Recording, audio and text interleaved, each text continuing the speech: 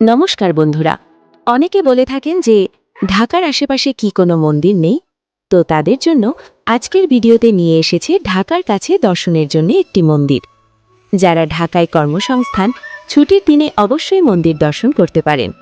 যারা ঢাকার বনানী, বসুন্ধরা, নদ্দা, কালাচাঁদপুর, শেওড়া, কুড়িল বিশ্ব রোড, খিলক্ষেত, নিকুঞ্জ, কর্মীটোলা এসব জায়গায় অবস্থান করেন তাদের জন্য কাছেই নতুন বাজারের ভাটারা কালী মন্দির। হ্যাঁ, আমি নতুন বাজার থেকে ভাটারা শ্রী শ্রী কালী মন্দির ও দুর্গা মন্দিরের কথা বলছি। যারা ঢাকার উক্ত জায়গাতে বাসা নিয়ে থাকেন তারা অবশ্যই ছুটির দিনে মনোরম এই মন্দির দর্শনে আসতে পারেন।